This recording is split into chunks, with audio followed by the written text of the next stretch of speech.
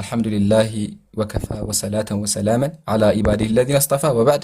በድጋሚ አሰላሙ አለይኩም ወረሕመቱላሂ ወበረካቱ። ኢንሻአላህ በዚህ ውይይት በትንሹ መምህር ጋር በምናደርገው ውይይት የክርስትናን ስህተት የእስልምናን ትክክለኝነት በማስረጃ እናሳያችኋለን። ወቁል ጃአል ሐቅ ወዘሀቀል ባጢል፣ እውነት መጣ ውሸት ተወገደ የሚለውን ከመምህር ጋር የማሳያችሁ ይሆናል ማለት ነው። እሺ የተነሳው ቶፒክ ምንድን ነው? ዳዊት የሚባል ሰው በመጽሐፍ ቅዱስ አለ። ዳዊት በመጽሐፍ ቅዱስ ነብይ ነው። ማስረጃ ኦኬ። ደቂቃው ግን አንዴ ደቂቃው አልተስተካከለም። ስለዚህ ላስተካክለው ፕሊዝ። ሶሪ ጨምሯል። እሺ ዳዊት በክርስትና ነብይ ነው። የሐዋርያት ሥራ ምዕራፍ 2 እንደዚህ ይላል። ዳዊት ስለ ዳዊት ካወራ በኋላ ነብይ ስለሆነ ለዳዊት በክርስትና ነብይ ነው። አዳምጡ። ሲቀጥል እግዚአብሔር እንደ ልብ ያለው ሰው ነው። መጽሐፈ ሳሙኤል ቀዳማዊ ምዕራፍ 13 ምን ይላል? አሁን መንግስት አይጸናም፣ እግዚአብሔር እንደ ልቡ የሆነ ሰው መርጧል ይላል። ዳዊት በክርስትና የእግዚአብሔር ልብ ነው። አዳምጡ። ታዲያ የእግዚአብሔር ልብ ዳዊት ምን አደረገ ስንል አንድ ቀን ያው መጽሐፈ ሳሙኤል ካለ ምዕራፍ 11 እንዲህም ሆነ ወደ ማታ ጊዜ ሶሪ ይሄን አትንኩ። ጀማ ደቂቃውን ለቅሙ አንዴ አትንኩ ፕሊስ። እኔ ራሴ ፊክስ አደርገዋለሁ ብያለሁ አይደለ? በዚህ ደቂቃ አያዝም፣ አትንኩ። እሺ እንደዚህ ይላል። እንዲህም ሆነ ወደ ማታ ጊዜ ዳዊት ከምንጣፉ ተነሳ፣ በንጉሥም ቤት በሰገነት ላይ ተመላለሰ። በሰገነቱ ሳለ አንዲት ሴት ስትታጠብ አየ። ሴቲቱ መልከ መልካም ነበረች አለ። ዳዊት ሴት ሻወር ስትወስድ አየ።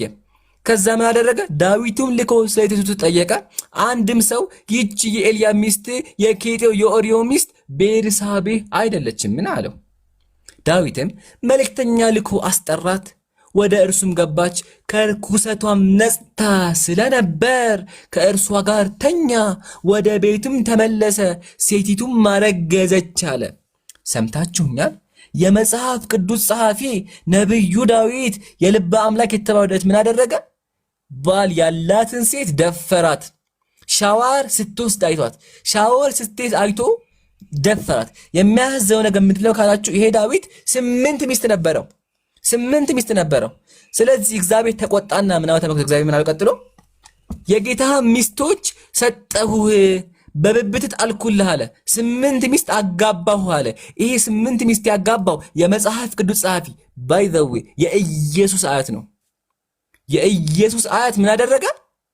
ዝሙት ሰራ፣ ሴትን ደፈረ። የሚያዘው ነገር ደግሞ እንዳረገዘችበት ካስረገዘ በኋላ እንዳይታወቅበት ምን አደረገ? ባሏን ገደለው።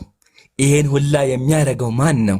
የመጽሐፍ ቅዱስ ጸሐፊው ነብዩ ዳዊት፣ ክርስቲያኖች የሚከተሉት የመጽሐፋቸው ጸሐፊ ማለት ነው። የሚገርመው ይሄ ዳዊት በዛውም እንድታውቁት ማለት ነው ምን አይነት ሰው ነበር ካላችሁኝ፣ አንድ ሚስት ለማግባት ብሎ 200 ወንዶችን ብልታቸውን የሚቆርጥ ነበረ። ሙስሊም ካለ ማስረጃ አያወራም። ያው ማስረጃው መጽሐፈ ሳሙኤል ካለ ቀዳማዊ ምዕራፍ 18 ቁጥር 27 ለምን ይላል? ዳዊትም አብረውት የነበሩት ሰዎች ሄደው 200 ፍልስጤማውያንን ገደሉ። 200 ወንዶችን ገደሉ። ለንጉሱ አማች ይሆን ዘንድ ሸለፈታቸውን አዑዙ ቢላህ፣ ይሄ ነው ክርስትና። ሸለፈታቸውን አምጥቶ በቁጥራቸው ልክ ሰጠ። በዚያም በኋላ ንጉስ ኦርዮ ሳኦል ልጁን ሚልኮን ለዳዊት ዳረለታለ። አንድ ሚስት ለማግባት ብሎ 200 ወንዶችን ብልታቸውን ይቆርጥባቸው ነበረ። ይሄን ነው እንደ ነብይ የሚከተሉት። ይሄ ነው የመጽሐፍ ቅዱስ ጸሐፊ። ይሄ ነው የእግዚአብሔር ነብይ። የሚያስቀኝ ነገር ደግሞ መሰላችሁ፣ ሰውየው 100 ብልት ነበር ያለው። ሰውየው 100 ብልት አምጣ ያለው። እሱ ግን ለምን 200 አደረገው ስንል ተመከቱ ምን እንደሚል ኮሜንታሪ። the number was doubled አለ። 200 ብልት የቆረጠው አለ partly to show his respect and attachment to the queen አለ። ለልዕልቲቱ ያለውን ፍቅር ለመግለጽ ነው አለ። ስለዚህ የመጽሐፍ ቅዱስ ጸሐፊያን ፍቅራቸውን የሚገልጹት የወንድ ብልት በመቆጥ ነበር። ስለዚህ ዋና ፖይንት ምንድነው ካላችሁኝ፣ የመጽሐፍ ቅዱስ ጸሐፊያን ምን ያደርጉ ነበረ? አንዲት ሴትን መንገድ ላይ አይተው ይደፍሩ ነበረ። ከሱም አልፎ አንድ ሚስት ለማግባት ብሎ 200 ወንዶችን ብልታቸውን ይቆርጡ ነበረ። ይሄ ነው ክርስትና። ጨርሻለሁ። ቴንክ ዩ። እሺ የኔ ደቂቃ ጀመረ። እንግዲህ በመጽሐፍ ቅዱስ ውስጥ ብሉይ ኪዳንና አዲስ ኪዳን የሚባል አለ። እኛ ክርስቲያኖች በአዲስ ኪዳን የምናምን የብሉይ ኪዳንን ትንቢት የምንቀበልን ብሉይ ኪዳን ለአይሁድ የተሰጠ ስርዓት ነው። ግን አሁን እሱ ቅድም ባነበበው በዳዊት ላይ ላንብበው። ምንድን ነው የሚለው? ሴቲቱ መልከ መልካም ነበረ፣ ዳዊትም ልኮ ስለ ሴቲቱ ጠየቀ። አንድ ሰውም ይቺ የኤልያብ ልጅ የጌጣዊ የኦሪዮ ሚስት ቤርሳቤት አይደለችምን አለ። ዳዊትም መልእክቶችን ልኮ አስመጣት፣ ወደ እርሱም ገባች፣ ከእርሷ ጋርም ነጽራስ ነበር፣ ከእርሷ ጋርም ተኛ፣ ወደ ቤቷም ተመለሰች፣ ሴቲቱም አረገዘች ይላል። ዳዊት በደል በደለ። መዝሙር 50 ላይ ምን ይላል? አቤቱ እንደ ቸርነት መጠን ማረኝ፣ እንደ ምሕረት ብዛት መተላለፌን ደምስስ። በደል በድሏል ዳዊት። እኛ በመጽሐፍ ቅዱስ ያሉ ነቢያቶች ኃጢአት አልሰሩም፣ በደል አልሰሩም፣ እንደ መሐመድ ንጹህ ናቸው፣ እንዲህ ናቸው ብለን አናቅም አንልም። ወደፊትም ኃጢአትን ይሰራሉ፣ ለኃጢአታቸው ደግሞ እግዚአብሔር ይቀጣቸዋል። መሐመድ ግን አልተቀጣም። የ9 ዓመት ደፍሮ አልቀጠውም።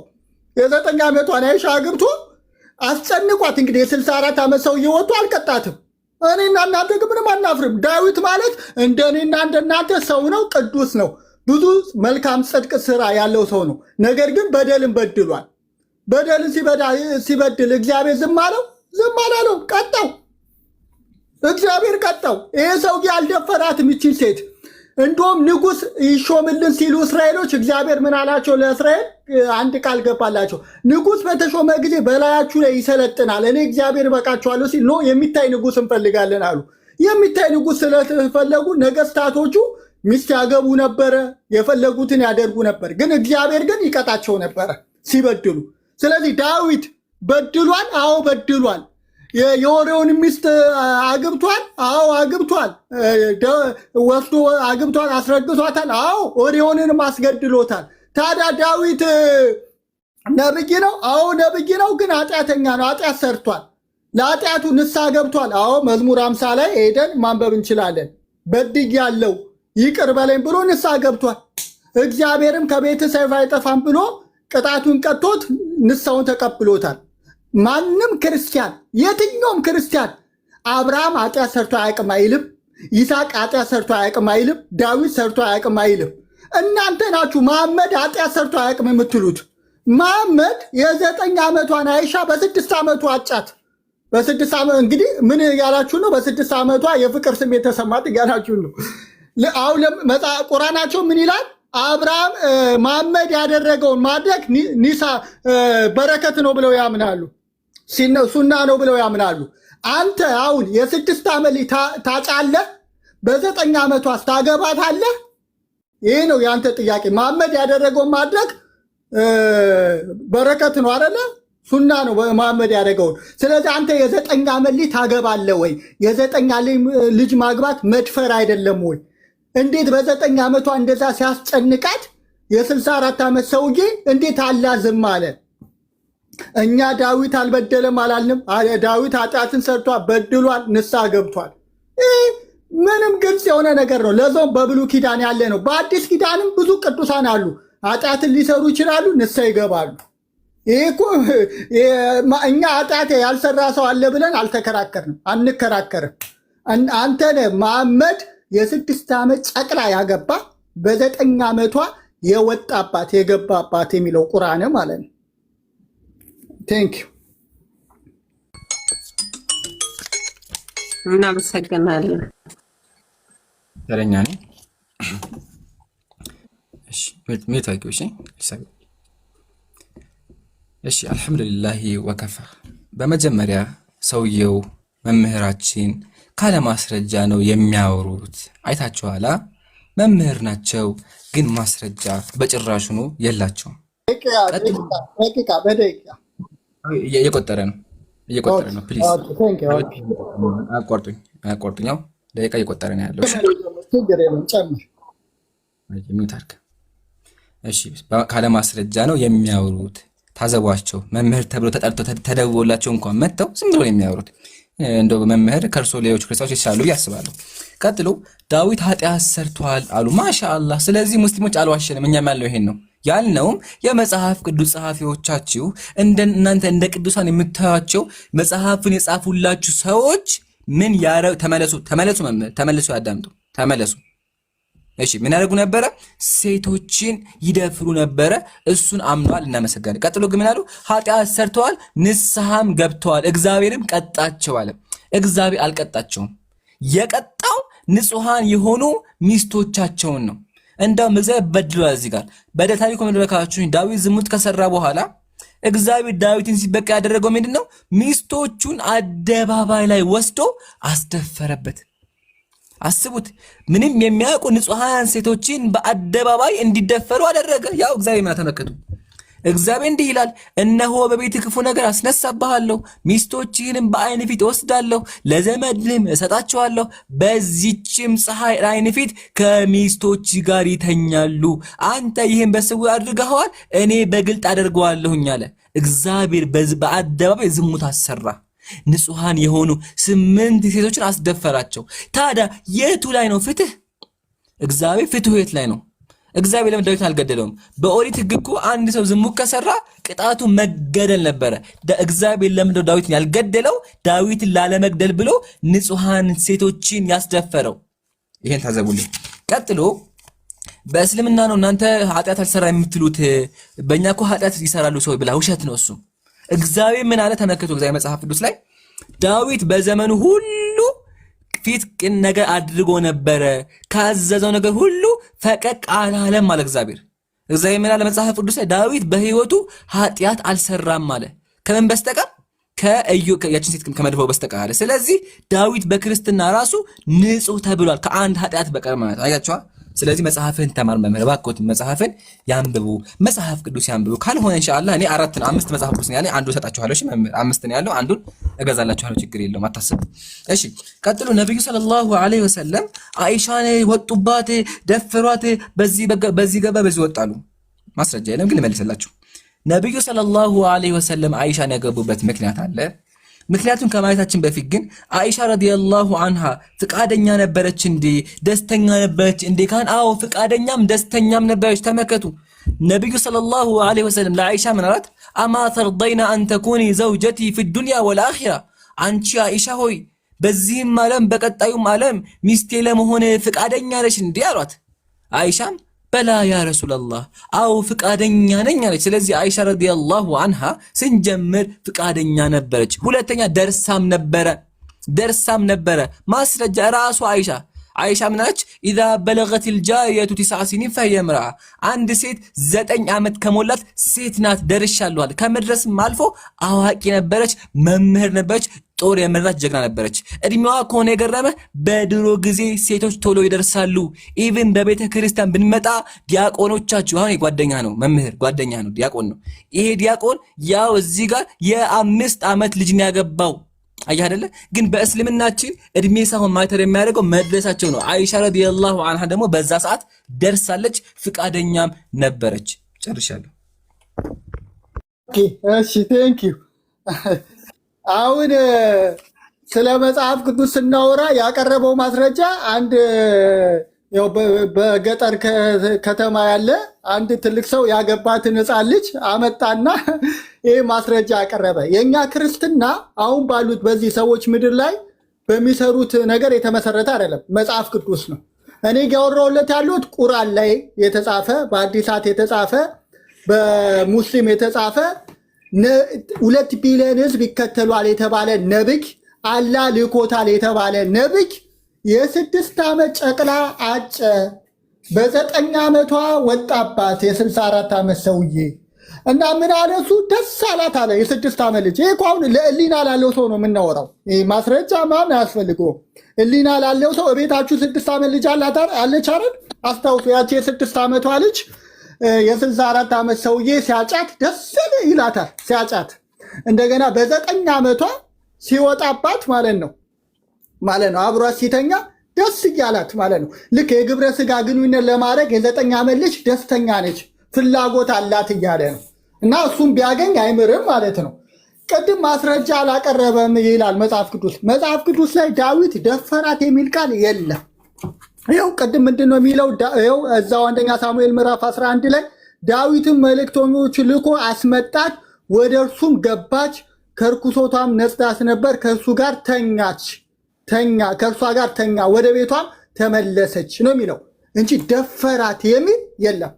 መድፈር ማለት አስገድዶ መድፈር ማለት ነው። ልክ የ9 ዓመት ልጅ አሁን ለምሳሌ ፈልጋ አተኛ። ይህ ለማወቅ ምንድን ነው የሚያስፈልገው? ህሊና እኮ ነው፣ ህሊና ነው። አሁን የ9 ዓመት ልጅ ፈልጋ አታደርግም። ፈልጋ ሴክስ ታደርጋለች የሚል ካለ ራሱን የሚሸውደው እና አለ አልኮት እኮ ነው እንግዲህ የ9 ዓመቷን አይሻን አብሯት የተኛው የ54 ዓመት የሚሆን የ64 ዓመት ሰውዬ እድሜው ላይ እዚህ ምን ኮመንት ምን ይጽፋሉ? እድሜውን በዛ 64 ይላሉ፣ 50 ነው ይላሉ። የ50 ዓመት ሰውዬ የ9 ሰዎች ጉልበት ያለው ሰውዬ ወጣባት ማለት ነው በአይሻ ላይ። አሁን የዛን ዘመን ስለሆነ ነው እንጂ በዚህ ዘመን ቢሆን ቅድም እንዳለችው እስር ቤት ነው የሚገባው፣ እስር ቤት ይገባል። ስለዚህ ዳዊት ንስሐ አልገባም ደግሞ ላለው መዝሙር 50 ላይ ገብቷል። አቤቱ እንደ ቸርነት መጠን ማረኝ፣ እንደ ምሕረት ብዛት መተላለፌን ደምስስ፣ እኔ ኃጢአተኛ ነኝ በድያለሁ ብሏል። መሐመድ ብሏል ወይ? መሐመድ ንስሐ ገብቷል? መሐመድ ንስሐ ገብቷል ወይ? ከአይሻ ጋር ስለተኛ አይ ከአይሻ ጋር አልተኛም፣ ከ6 ዓመቱ አላገባትም ወይ ደግሞ በ9 ዓመቱ ከእሷ ጋር አልገባም ካላችሁ መቀጠል እንችላለን። ስለዚህ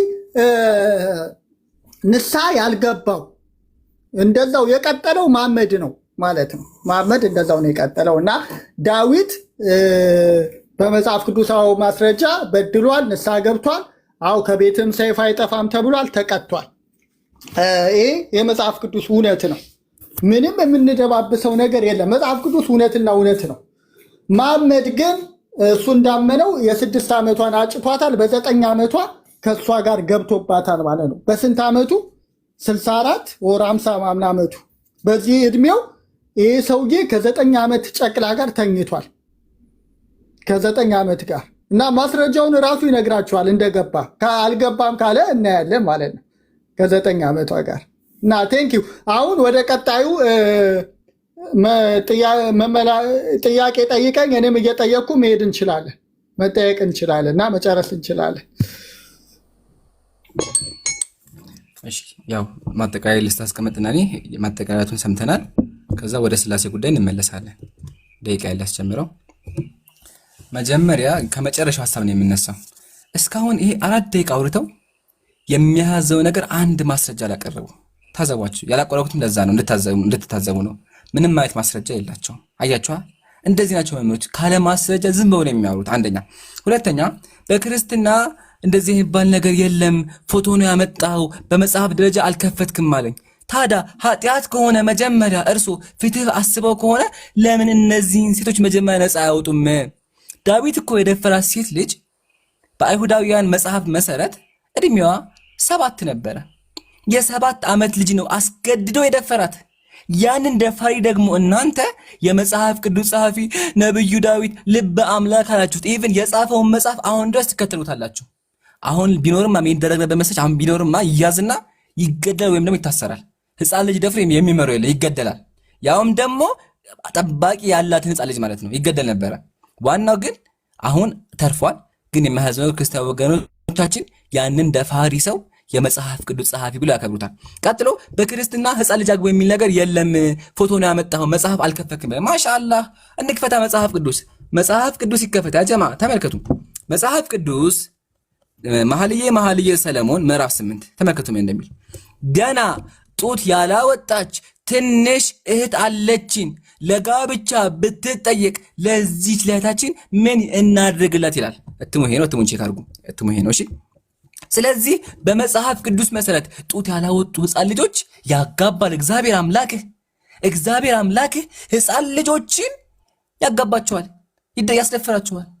አያ ከሰው ልጅ የማይሻል ሰው ልጅ እኮ አሁን ለዓለማችን ላይ የዓለም ህጎች እኮ ከ18 ዓመት በላይ አታግቡ ህግ አወጡ አስበው ማለት ነው። ግን አንተ አምላክ የምትለው ጡት ያላወጡ ገና ጩጬዎችን ገና የታቀፉ ህፃን ልጆችን ያጋባቸው ነበረ። ይሄ ነው አምላክ ይሄ ነው። ኢቭን በእናንተ በፍትሐ ነገስታችሁ መሰረት አንድ ሴት ልጅ የምታገባው በ12 ዓመቷ ተመከተ። የሚጋቡትም የሴትና የወንድ አካለ መጠን ያደረሱ ይሁኑ። ወንዱ 20 ዓመት ይሆነው፣ ሴቷ 12 ዓመት ይሆናት ይሁን። ቡም አያ እኛ የምናወራው በማስረጃ፣ እናንተ የምታዩት ካለ ማስረጃ። ልዩነት ተመልከት። ሙስሊም ሙስሊም ልጅ ታዘቡ እንግዲህ ታዘቡ። አላሁ አክበር። አያቸዋ የ12 ዓመት ልጅ ታግባ እያለ የሚያስተምር ያንተ እምነት ነው። ስለዚህ ለሴቶች ፍትህ መቆም ፈልገ ከሆነ ይሄን መጽሐፍን ቀደጣልና ከክርስትና ውጣ። ለምን ያለህበት ክርስትና ማርያምን በ12 ዓመቱ ያጋባ ሴቶችን በ12 ዓመት የሚያጋባ መጽሐፍ ነው። ማርያም ያገባት ዮሴፍ 70 ዓመቱ ነበረ። የ70 ዓመት ያረጀ ሽማግሌ አጋባት በመጽሐፍ ቅዱስ መሰረት እጩኛ ሆነ። ጨረስን። ቀጥሎ ያነሳሁትን ነገር በሙሉ አልመለሰውም። ምን አነሳው ጀማ? ምን አነሳሁኝ እኔ? በመጽሐፍ ቅዱስ መሰረት ዳዊት የደፈራት ሴት አስገዶ ያወጣባት ማለት ነው። ስትደፈር እግዚአብሔር ፍትህ አልሰጣትም። እግዚአብሔር እንዳውም ምንድን ያደረገው 8 ንጹሃን ሴቶችን በአደባባይ ለምን አስደፈረ? አልመለሰውም። ሁለተኛ ዳዊት አንድ ሚስት ለማግባት 200 ወንዶች ብልታቸውን ቆረጠ። እሱንም አልመለሰም። መልስ የለውም። አልመለሰውም። ያጀማ አልመለሰውም። ቀጥሎ ደፈራት የሚል እኮ የለም አልከኝ። ሐቢቢ መምህራችን ባል ያላት ፍቃደኛ ያልሆነች ሸዋር ስትወስድ አይቶት ብቻ ከተኛ ምንድን ነው የሚባለው? ባል እኮ ፈቃደኛ መቼም ናት አትለኝም መቼም። ባሏ እያለ ሸዋር ስትወስድ ብቻ አይቶ እኮ ነው የወጣባት። ያም የ6 ዓመት ልጅ የወጣባት ማለት ነው። ይሄ ነው የእናንተ ነብይ። አያችሁ አጀማ፣ ይሄን ያልኳችሁ መምህራን ሲመጡ አለማወቅ ኤምሩ ሰዓት ይዘህ ነው የምታወራው ወይስ ምንድን ነው? ማብራሪያ ነው? ሰዓት ይዘህ ነው? ይቅርታ አቋርጠሽኝ፣ መልሰዋለሁ። አቋርጠሽኛል። 30 ሰከንድ ላይ መልሰዋለሁ። አቋርጠሽኛል። አታቋርጭሽ። ሌላ ጊዜ አንድ ደቂቃ ነው የምጨምረው። 1 ደቂቃ ጨመርኩላ። 1 ደቂቃ ብቻ ጨምረህ ነው የምታወራው። ችግር የለውም። ይመችናል። እንደዛ ይመችሽ። እሺ። ስለዚህ አጀማ ይሄን ያልኳችሁ መምህራን ሲመጡ አልሐምዱሊላህ እንደዚህ አድርገን የመጽሐፍ ቅዱስ ጸሐፊያን እናስተምራቸዋለን። ቀጥሎ አይሻ ረዲየላሁ ዐንሃ ተደፍራቻለ። ማስረጃ አላቀረበም። ዋናው ሴቶች በዛን ጊዜ ቶሎ ይደርሱ ነበረ። አንተ ከአይሻ ታውቃለህ እንዴ? አይሻ ራሷ ከመናች እኔ ደርሼ ነበረ። ኢዛ በለገቲል ጃሪየቱ 9 ሲኒን ፈሂየ እምራ አለች። ደርሻለሁ አለች። ከዚህ ላይ ማስረጃ ምን ፈለክ? ኢቭን በድሮ ጊዜ አያትህን ብትጠይቃት አያትህ ያገባችው በትንሽ እድሜዋ ነው። አያችሁ አይደለ? ስለዚህ ጋብቻ በጊዜ ላይ ዋናው ግን ነብዩ ሰለላሁ ዐለይሂ ወሰለም ያገባት ፍቃደኛ ሆና ደስተኛም ሆና ኢቭን ጦር የመራች ጀግና ነበረች። መቼም ህፃን ጦር አይመራም። ህፃን መቼም ሊዋጋ አይችልም አይደለ? ስለዚህ እባክህን መጽሐፍህን ተማር። መጽሐፍ ቅዱስ ብላችሁ የምትከዙት መጽሐፍ ሴቶችን የሚያስደፍር እንዳሳየኋችሁ በዝሙተኞች የተጻፈ መጽሐፍ ነው። መጽሐፈ ሳሙኤል ካልዕ ምዕራፍ 11 ማስረጃ አቅርቤያለሁ። መምህር ግን ማስረጃ የላቸውም። ጨርሰናል። አሁን ወደ ስላሴ እንለፍ። እኔም እንደው አለኝ። ኧረ ደቂቃ አንተ እኮ ነው የጀመርከው። አሁን እኔ ነው የምጨርሰው። ወደ ስላሴ አትገቡም። ካልተመለሰልህም ወደ ስላሴ እንድትገቡ ምን ያልፈቅድላችሁ? ማጠቃለያውን እኔ ነኝ አሁን የምሰጠው እንጂ እሱ ጨረሰ። እኔ ማጠቃለያውን ሰጠው። ኦኬ ምን እያለች ያለችው እሷ? አይቻልም። አንዴ አይ ይጨርሳል ማብራሪያው ከሱ በፊት ማጠቃለያውን እንጨርስና ከተማመን በኋላ አይደለም። እየፈራሽ ነው ያለሽው። አትፍሪ። በስላሴ ጉዳይ በሶስቱ አምላኮች መዋት አለበት። ቅድም ከውይይቱ በኋላ ስለ ስላሴ እንወያያለን ብለህ ይወያይ። ካልሆነ ማጠቃለያውን ልስታ። ህጉን ለምን ታልፋለህ እንዴ? ለምን መጀመሪያ ትወያያለህ? ተስማማ እያመለጠ እወያያለሁ። እንጨርስን ሄደን እወያያለሁ። በቃ ሰምታችኋል። ሪከርድ አድርጉ። ድገማው አንዴ። እወያያለሁ። አንተም ስላለ ትወያያለህ፣ ስለማመር ትወያያለህ። በቃ ተቀብያለሁ። አሁን ቀጥል። ኦኬ እሺ። ቅድም አሁን እሱ ያቀረበው ማስረጃ ፍትሐ ነገሥት ነው። የ12 ዓመት ልጅ ነው የሚለው። 12 ዓመት ልጅ የወር አበባ ገና ማየት የሚጀምር እሱ ደግሞ የሃይማኖት መከራከሪያም አይደለም፣ መጽሐፍ ቅዱስም አይደለም። እንደ ሀገር የተመራንበት እንደ ቤተክርስቲያንም ስርዓት የተመራንበት ነው እንጂ የሃይማኖት መከራከሪያ አይደለም። እኔ ያወራሁላችሁ ያለሁት እንዳትረሱ የአላ መልእክተኛ የተባለ አላ ልኮት ነው የ6 ዓመት ልጅ ያገባው እና የ6 ዓመቷ ልጅ ደስተኛ ነበረች ይላል። በ9 ዓመቷም የ64 ዓመት ሽማግሌ ሲገባባት ደስተኛ ነበረች ይላል። ደጋግሞ ደግሞ አንደኛ ሳሙኤል ካልዕ ላይ ያነሳው ደፈራት ዳዊት ደፈራት ይላል። ደፈራት የሚል ቃል የለም። ወደ እርሷ ገባ ነው የሚለው። ወደ ቤቷ አብሯት ገባ፣ ተኛ፣ አስጠርቷት። ንጉሥ ነው አስጠርቷት ገባ ነው የሚለው። መድፈር ማለት አስገድዶ ማለት ነው። አሁን ለምሳሌ የ9 ዓመት ልጅ አስገድዳት ነው የምትደፍራት፣ ፈልጋ አይደለም። የ9 ዓመት ልጅ ከ50 ምናምን ዓመት ሰውዬ ጋር ስትተኛ በግዳጅ ነው፣ ተደፍራ ነው የምተኘው። ለምን ግብረ ስጋ ግንኙነትም ስታረግ ግዳጅ ነው የሚሆነው እንጂ ፍላጎት ኑሯት አይደለም። መቼስ መሐመድ ሲሆን ሌላ ነገር አለው አይባልም። ይኸው ነው ሽማግሌ ሰው ነው። ከዚች ህፃን ጋር ሲተኛ ምን ሊሆን እንደሚችል አስቡት። ሌላ ደግሞ ምን ብሎ ዋሸ? ይኸውላችሁ አሁን ይመልሳል በኋላ በጥያቄና መልስ። ዳዊት በ7 ዓመቷ ነው ወደ ኦሪዮ ሚስት ወደ ቤርሳቤት የገባባት አለ። ውሸት የለም እኮ በ7 ዓመቷ ገባባት የሚል የለም። የኦሪዮ ሚስት ቤርሳቤት 7 ዓመቷ ነው የሚል የለም። ቅድምም ከነሱ ጋር ሲያወራ ሲያታልል የነበረው ይሄ ነው። የለም 7 ዓመቷ ነው የሚል የለም። ስለዚህ መሐመድ ከ6 ዓመቷ ጨቅላ ጋር ሲተኛ በ6 ዓመቷ ሲያጫት ደስ አላት ይላል። እቤታችሁ የ6 ዓመት ልጅ የለችም እንዴ? የለም። እቤታችሁ የ9 ዓመት ልጅ የ7 ዓመት ልጆች የሉም እንዴ? ስለ ፍቅር ያስባሉ? አልጋ አብረው ስለመተኛት ከአንድ ሽማግሌ ሰው ጋር አብረው ስለመተኛት ያስባሉ? ለምሳሌ ልጅ ብትኖራችሁ አንድ የ54 ዓመት ሰው አብሮ ቢተኛ ምንድን ነው ልትል የምትችለው? ደፈረኝ። ምን አይነት ጉዳት ነው የሚደርስባት? እንዴት ነው ልትደማ የምትችለው? ምን አይነት መከራ ነው የተቀበለችው አይሻ? ይኸው አሁን እኮ ዘመኑ ስላለፈ እኮ ነው እንጂ እንደዚች አይነት ህፃን ልጅ ፍትህ የጎደለባት እኮ የለም። በጣም እኮ ነው ፍትህ የጎደለባት።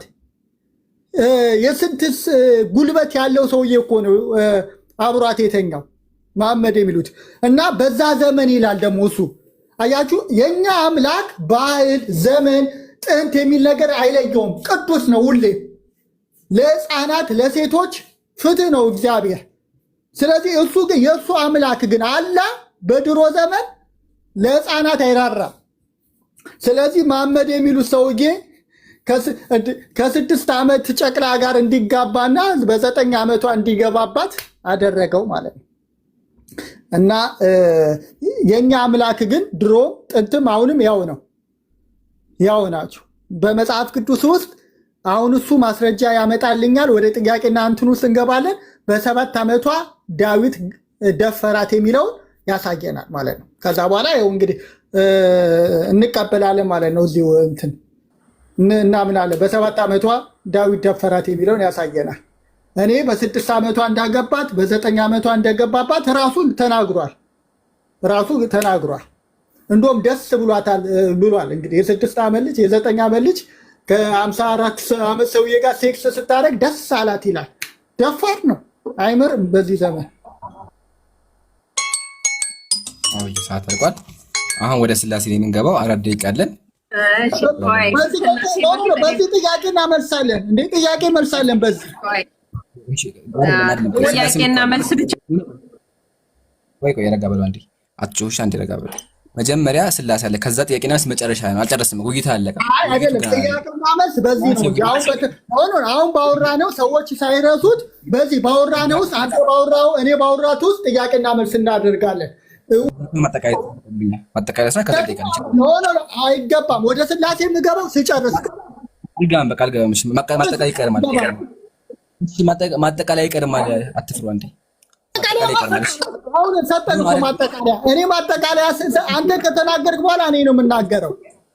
3 ደቂቃ አይደለም አንተ 3 ደቂቃ ደግሞ ማለት ድጋሚ 3 ደቂቃ መልስ በኋላ ነው ማጠቃለያ። ከጥያቄና 3 ደቂቃ ለሱ እንደገና ለአንተም 3 ደቂቃ የምትወስድ ከሆነ ችግር የለም።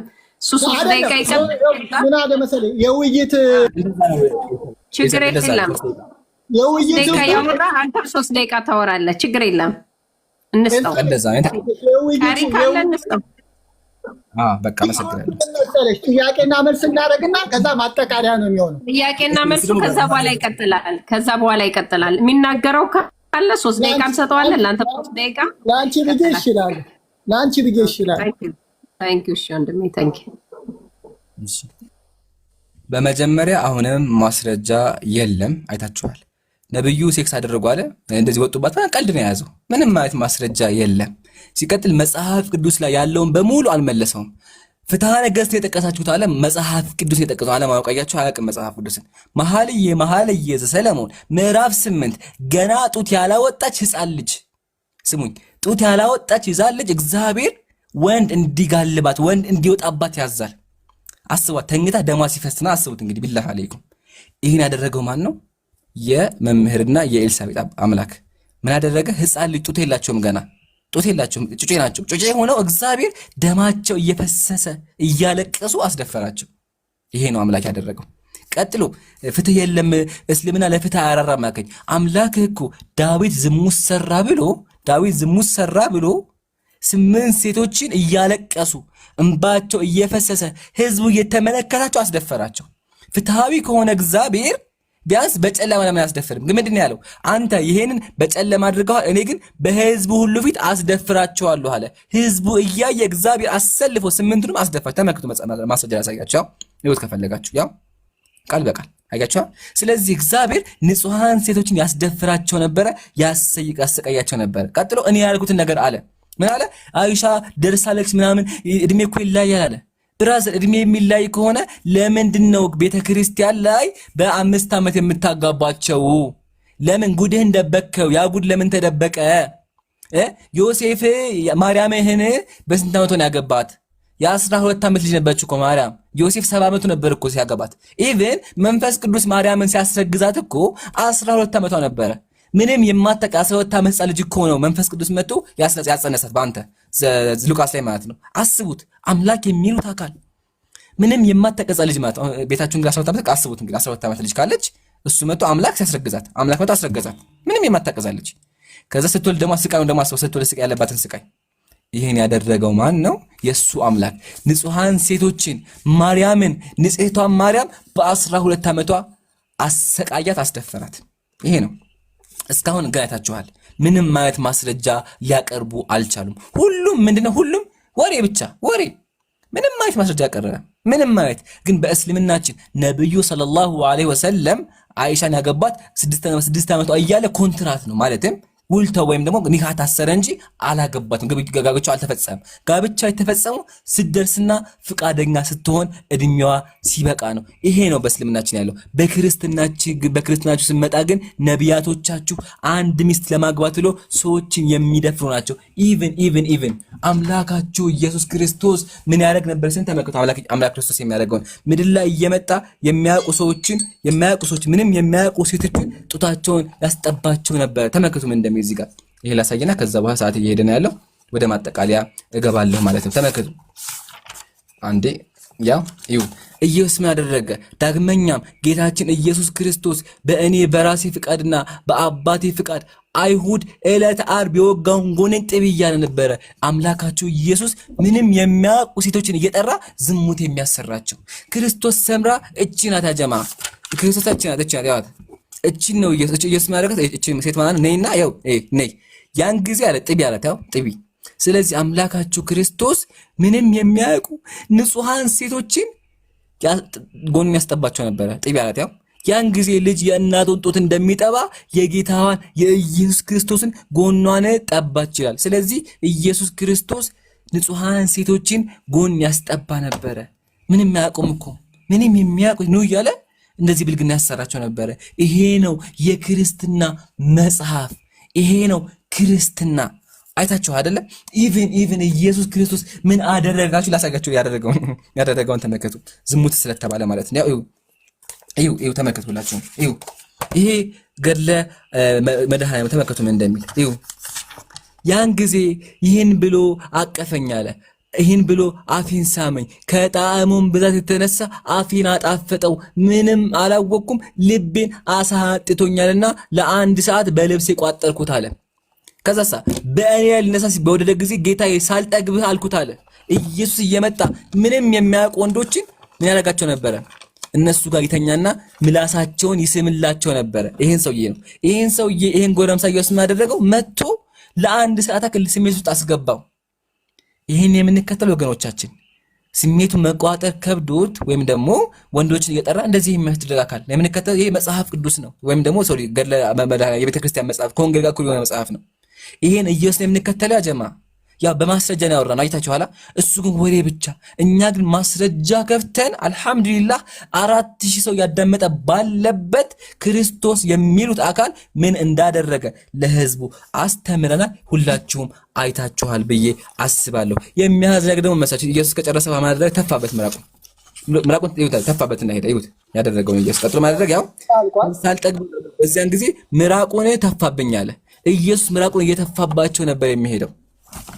ጨርሻለሁኝ። ዋና ግን ወገኔ ስብሐት ለቀ እባክህን ተማር። ሳይ አልተማርክም፣ ወላሂ ማጠቃለያ ሰው አልተማርክም። ስለዚህ ተማር። መጀመሪያ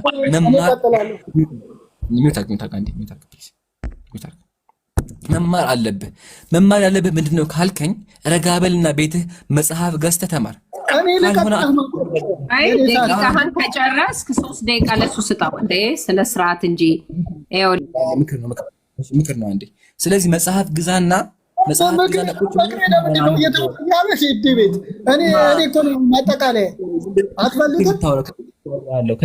ምክሩን በኋላ ታረግልናለህ። 3 ደቂቃ ለስብሐት ለከ 3 ደቂቃ ምክሩን በኋላ ተሰጠው።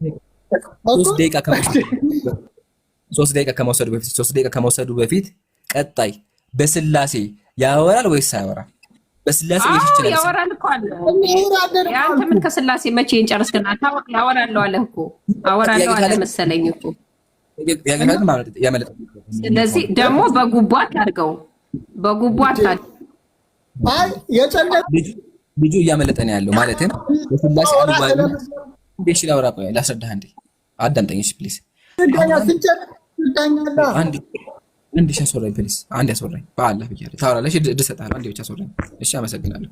አሁን ምን እያልክ ነው ያለው አንተ? በስላሴ አልወያይም ወይም ደግሞ ጥያቄ መጠየቅ አለብኝ እያልክ ነው። ይሄ ማምለጥ ነው። አላለም ያላልኩትን እንዴ ለምን ትፈራለህ? ጥያቄና መልስ ማምለጥ ነው። አምላክ ልታመልክ ሶስቱን አምላክ ልታስረዳ አልቻልክም እኮ። የምታመልካቸውን ሶስቱን አምላኮችን መቼ ተወያየንና አሁን ሌላ ደስ ቀጣይ እኮ አላወራም ያልኩኝ አወራለሁ። እሺ ታወራለህ። ስለዚህ አወራለሁ፣ እንወያያለን። ስለዚህ እንስማማ። ቀጥታ ትገባለህ ወደ ርዕሱ፣ አታመልጥም። እንወያያለን። አዎ ጥያቄና መልስ ይሄንን ጨርሰን እንገባለን ወደ ስላሴ። ጥያቄና መልስ ስንት ደቂቃ ነው? ጥያቄና መልስ እንደፈለግከው 3 ደቂቃ 5 ደቂቃ እንደፈለግከው። ኦኬ አሁን እኔ ማጠቃለያ ልስ ግን አዳምጥ። አሁን ስታር በማስረጃ የምታወራው እሺ፣ ቀጥል። ያው ማስረጃ ተቀርባለ ታው ማጠቃለያ እንዴ እኔ ማጠቃለያ ልስ እንደፈለግኩ አንተ እንደፈለግክ ነው የሰጠው። እኔ ልስ ነው አይደለም። እስካሁን ያወራው ካለ ማስረጃ ነው። አሁን ካለ ማጠቃለያ ልስ ማስረጃ ካወራ እየፈራህ ነው ያለው። ጥያቄና መልስ አሁን 3 ደቂቃውን ስጠው ኤምሮ። ይሄ ትክክል አይነት ፍርድ አይደለም። 3 ደቂቃውን ከ3 ደቂቃ በኋላ ከዛ በኋላ ደግሞ ወደ ስላሴ እንሄዳለን። ያው ደቂቃ አድርጌያለሁ። ደቂቃ ከፍተኛ ችግር የለም። ግን በማስረጃ ያወራ ነገር ይሰሩ እሱ በማስረጃ ነው። ቆይ ልሂድ እንጂ ልሂድ። ቅድም ገና ሲጀምር ምን አለ? ማሌ ሰለሞን አሳየኝ። መጀመሪያ ግን ቅድም ሲጀምር ፍትሐ ነገሥትን አሳይቶኛል 12 ዓመት ብሎ። ስለዚህ ወደ ፍትሐ ነገሥት ሄዳ አለ። እኔ አልሄድኩም። መጀመሪያ አንተ ስለሄድክ ነው ያንን የተናገርኩት። አውቀህ ታጭበረብራለህ ማለት ነው። እንደገና ደግሞ አሁን ምን ብለህ ነበር? ዳዊት በ7 ዓመቷ ደፈራት አልክ። እሺ ማስረጃ አሳይ ስል እኔ ማስረጃ ትለኛለህ። እኔም አልደፈራትም በ7 ዓመቷ። አንተ አሳየኝ በ7 ዓመቷ ቤርሳቤት እንደደፈራት ማስረጃ አሳየኝ አልኩ። ዘለ ወደ ገድልና ድርሳት ትሄዳለህ። በመጽሐፍ ቅዱስ ጀምረ እንደገና የምንወያይበት ውይይት ምንድን ነው? ደፍሯል ወይስ አልደፈረም የሚል ነው። አንተ ሌላ ክርስቶስ ሰምራን ታነሳለህ፣ ሌላ ገድል ታነሳለህ። እያወራን ያለ ነው ዳዊት ደፍሯል ወይስ አልደፈረም? መሐመድ ደፍሯል ወይስ አልደፈረም? ቅድም ሲጀምር ምን አለ? አዎ መሐመድ በ6 ዓመቷ ነው ያጫት፣ በ9 ዓመቷ ገብቶባታል አግብቷታል አለ። አሁን ሲያወራ ግን ምን አለ? በ6 ዓመቷ አጫታልና እድሜዋ ሲደርስ አለ። ሰምታችኋል? እድሜዋ ሲደርስ አገባት አለ። እድሜዋ ሲደርስ ለምን ትላለህ? ለምን ትሸማቀቃለህ? ለምን ታፍራለህ? በ9 ዓመቷ የ64 ዓመት አዛውንት ገባባት በል እንጂ ኮራ በለ። ለምን ታፍራለህ? ለምን ትሸማቀቅ ደቂቃውን ፓውዝ አድርጌዋለሁ። አንዴ ደቂቃውን ፓውዝ አድርጌዋለሁ። ነብዩ ፓውዝ አድርጌዋለሁ። አንደኛ ነብዩ 60 ዓመታቸው እንደሆነ ማስረጃ አንደኛ፣ ሁለተኛ ደግሞ ዳዊት ውሸት ነው። እዚህ ጋር ላረመህ ማስረጃ ውሸትም ሲሆን ጻፉ ብለህናል። አንተም እየጻፍክ ያዝ። እምሩ እስክርቢቶን ያዝና ይኸው እኛ ያላቋረጥንም እየጻፍን ነው አይደል? ማስረጃ ይጥቀስ። ሰው እኮ እየታዘበ ነው። ከሰው እየታዘበ ማስረጃ አቅርብ። እየዋሸ ውሸታም ከሆነ እኮ ነው የሚሆነው። ነገር ግን ጽፈህ ያዝ፣ አታቋርጠው። አልገባባትም ካልከኝ ማስረጃ አመጣለሁ። በ9 ዓመቱ አልገባም ብለህ ካድ መጀመሪያ መካድ አለብህ። ጥያቄ ነብዩ አይሻን በ9 ዓመቷ እንደገባ አምኛለሁ፣ አልተከራከርኩም። ጥያቄ ግን ነብዩ ሰለላሁ ዐለይሂ ወሰለም 64 ዓመታቸው ላልኩ በቃ 64 54 በለው ችግር የለውም። 54 ነው እንደዛ ይባላል። ማስረጃ አቅርብ። ማስረጃ ቀጠሮ እንይዛለን፣ ችግር የለም። ለማሳጠር ለሱ ማስረጃ ይዘን ለመምጣት ቀጠሮ እንይዛለን። አለቀ። እድሜው አልተጠቀሰም፣ አልተገለጠም። እድሜው ግን ሽማግሌ ነው። መሐመድ ነብይ ነው። በ9 ዓመቷ እንዳመንከው ገባባት። ኦኬ እያዘናጋኝ ነው እኮ እንትን የሚለው ያቆራረጠ። ይህ ልክ አይደለም። በ9 ዓመቷ እንደገባባት ይኸው አመነ። ጎበዝ፣ እንደዚህ ነው ማመን። ቅድም እድሜዋ ሲደርሳል አትዋሽ፣ አልደረሰም እድሜዋ። የ9 ዓመት ጨቅላ ነች፣ ደም የፈሰሳት የአዛውንትን የተሸከመችው የወጣባት ማለት ነው። እና ይሄ መሐመድ የሚሉት እንግዲህ ማን የላከው ነው? ማን ልኮት ነው ያገባው? አላህ ልኮት ነው። አላህ እንዴት አይነት ጨከነ! ቅድም ድንግል ማርያም በ12 ዓመቷ የለም። እስኪ ያሳየን በ12 ዓመቷ የሚል አሳየና መጽሐፍ ቅዱስ። በትውፊት በታሪክ እንኳን ብንሄድ 15 ዓመት ብላቴና ነች። አሳየና ደግሞ ዮሴፍ አገባት የምትለው አይልም። ቁርአንም ሆነ መጽሐፍ ቅዱስም የሚለው ድንግል ማርያም ድንግል ነው የወለደችው በመንፈስ ቅዱስ ኢየሱስን ወይ መሲሁን ወለደች ነው የሚለው። ቁርአንም ነው የሚለው። ማስረጃ ይለኛል። ቁርአንም ይላል፣ መጽሐፍ ቅዱስም ይላል። ድንግል ነው የወለደችው። እኔ እያወራለሁ አይሻ በድንግልና ወለደች እያልኩ አይደለም። በ9 ዓመቷ ግፍ ደርሶባታል። ታላቅ ሰው በምትሉት በመሐመድ እና መሐመድ ኃጢአት ሰርቷል። እመኑ፣ ንጹህ አይደለም መሐመድ። አለቀ። አሁን ጥያቄ እና መልስ ነው። ኢየሱስ ከሆነ ንጹህ አይደለም። አሁን ልጀምር ነኝ። ያው ደቂቃዬን 5 ደቂቃ አድርገዋለሁ። 5 ደቂቃ ኦኬ። እሺ 5 ደቂቃ ስጠይቅ ማስረጃ የምታቀርብልኝ። እሺ አንደኛ ጥያቄ አይሻ ረዲየላሁ ዐንሃ ደም ፈሰሳት ብለህ ማስረጃ ደም እንደፈሰሳት መቼስ የ9 ዓመት ብላቴና በሳይንሱም ብንሄድ ማስረጃ የተበከው መቼ ማስረጃ ባለኝ እኮ ሳይንሱ ነው ማስረጃ። የ9 ዓመት ብላቴና ደም ፈሳታል። መቼስ ለሌላም በሽታ ትጋለጣለች። የ9 ዓመት ልጅ ብትደረግ የትኛው ሳይንስ ላይ ማስረጃ? የትኛው ሳይንስ ላይ የ9 ዓመት ብላ እኔ እንግዲህ ደፍሬ አላውቅም። እንግዲህ ብራዘር የተደፈሩትን ሳይቀር ውሸት ነው። በቃ ውሸት ነው። የለም ዘጋ። 9 ዓመት ምንም አይፈሳትም እያለን ነው። ኦኬ ሁለተኛ ጥያቄ ዳዊት ቤርሳቤ ጋር ከተኛ በኋላ እግዚአብሔር የቀጣው ምንድን ነበር? እግዚአብሔር በቤተሰብ በቤት ሰይፍ አይጠፋም ነው ያለው። ሌላ አልቀጣውም። ይሄን ብቻ ነው የቀጣው። በቤት ሰይፍ አይጠፋም አለ። ያ እንግዲህ ሲተነተን በቤቱ ውስጥ ሰይፍ አልጠፋም። ልጁ አሳዶታል። ጦርነት ልጁ ተዋግቷል። እንደዚህ ነው የሚለው። እግዚአብሔር እንዲህ ይላል፣ ከቤትህ ክፉ ነገር አይጠፋም፣ ሚስቶችህን በዓይን ፊት እወስዳለሁ፣ ለዘመድህም እሰጣቸዋለሁ፣ በዚህችም ፀሐይን ዓይን ፊት ከሚስቶች ጋር ይተኛሉ ነው ያለው። እግዚአብሔር ምን ያደርጋቸው ሚስቶቹን? ዝም ማለት ሌላ ሰው ነው። ኧረ ዝም አላልኩም። ሌሎች ነገስታት ሌሎቹ አገቡበት ማለት ነው እንጂ ደፈሯቸው ማለት አይደለም። ተቀማ ማለት ነው። ከሚስቶች ጋር እንደዛ ይሄን ብቻ አይደለም። ሚስቶቹን አጣ ተቀማ። ያስቀማ ማን ነው? ያስቀማ ማን ነው? ማለት ኃጢአቱ መተላለፉ አስቀሚው ማን ነው? አስቀሚው ራሱ ዳዊት ነው። መተላለፉ ኃጢአቱ እሱማ ምክንያቱ ነው። አስጠፊ ሰው የዘራውን ያጭዳል ይላል መጽሐፍ ቅዱስ። በስጋ የሚዘራ የስራን ያጭዳል። የዘራውን ያጨደው የብሉይ ኪዳን ዘመን ነው። ሰው የዘራውን ነው የሚያጭደው። እንደዚህ ይላል። ይህን አንተ አለ በስውር አድርገዋል፣ እኔ ግን ይህን ሁሉ በእስራኤል ፊት አደርገዋለሁ። እግዚአብሔር በእስራኤል ፊት አስደፍሯቸዋል ወይስ አስደፈራቸው? እግዚአብሔር አላስደፈራቸውም። ስራው ነው የእሱ የዘራውን ያጨደው። እሺ ይሄ ምንድነው? አንበበው እስከ ምንድነው የሚል አንበበው አንዴ አንተ በለው። አንተ ይሄ በስውር ነው ከወሬው ሚስት ጋር የተኛው። ሚስቶቹ ግን ተላልፈው ሲሰጡ በአደባባይ ነው። ስለዚህ የዘራውን ታጭዳለህ። እኔ ግን ምንድን ነው የሚለው? እኔ ግን አንብበው የዘራውን ታጭዳለህ። የዚህ ትርጉሙ የዘራውን ማጨድ ነው። አንብበው እስኪ መጀመሪያ ለምን ትጸየፈዋል? አንብባት።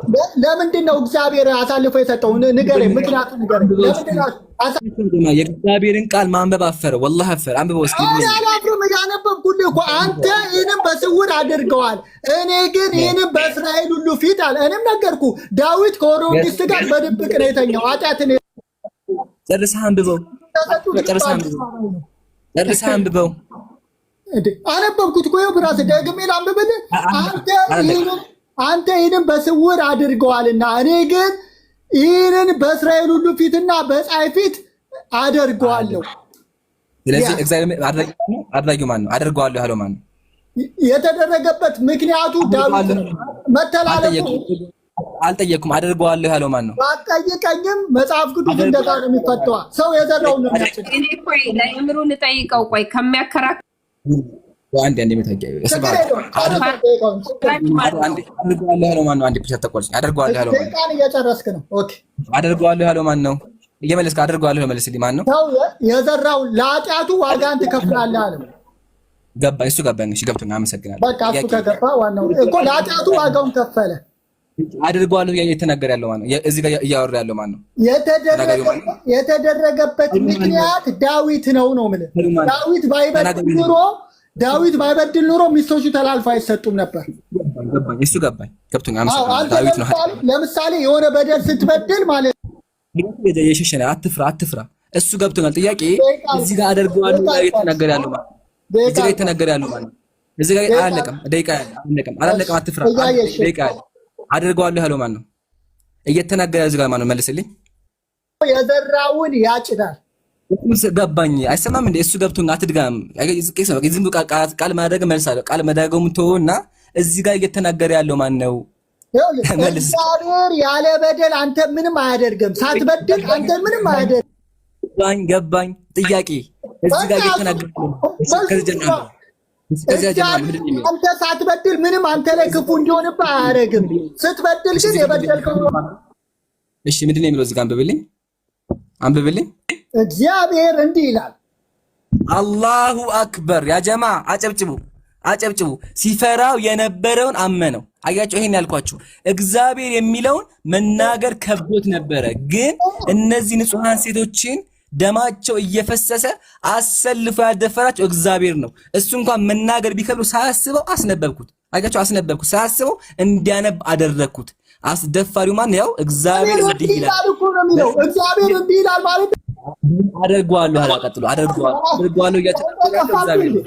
ስለዚህ እየተናገረ ያለው እግዚአብሔር ከሆነ እግዚአብሔር በአደባባይ አስደፍሯቸዋል። አመሰግናለሁ። ቀጣይ ጥያቄ ደቂቃ ጨርሰሃል። መኃልየ አላለቀም፣ ይቀረኛል ደቂቃ። መኃልየ ዘሰሎሞን እጅ ላይ መጽሐፍ ቅዱስ አለ። መጽሐፍ ቅዱስ መኃልየ ዘሰሎሞን ምዕራፍ 8 ቁጥር 8 ክፈትልኝ። ኦኬ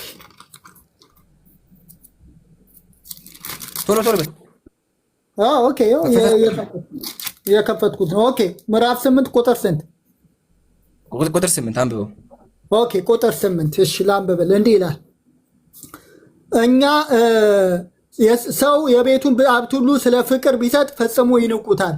እኛ ጡት የሌለ ይላል። ከቁጥር 7 ወረድ ብሎ ያለው ተያይዞ እኛ ጡት የሌላት ታናሽ እህት አለችን። ስለ እርሷ በሚናገሩበት ቀን ለእህታችን ምን እናደርግላት? እርሷ ቅጥር ብትሆን የብር ግንብ በላዩዋ እንሰራለን ይላል። ጥያቄ እዚህ ጋር ጡት ያላወጣች ልጅቱ ለምንድን ነው የተፈለገችው? ትፈለጋለች አይልም እዚህ ጋር እሺ አለች ያለው ለምን እኔ ጋር ያለው መጽሐፍ እኛ ጡት የሌላት ታናሽ እህት አለችን፣ ስለ እርሷ በሚናገሩበት ቀን ለእህታችን ምን እናድርግላት? እርሷ ቅጥር ብትሆን የብር ግንብ በላዩዋ እንሰራለን ብሎ ስለ ቅኔ ነው የሚቀኘው። መጽሐፍ ቅዱሳችን ሲተረጎም ሜታፎር አለ፣ ምሳሌያዊ አነጋገር አለ። ይህ ምሳሌያዊ ስለ ቅጥር ነው የሚናገረው። በሰውነቱ ውስጥ ቅጥር እንዳለ ሁሉ ይህንም ቅኔ ነው የሚናገረው። ትርጉሙን ንገረኝ። እኔ ጋር የሚለው ምንድን ነው? ለጋብቻ ጠየቅ ነው የሚለውና እዚህ ጋር ንጹሃ ልጅ እግዚአብሔር እያስደፈራት ነው ያለው።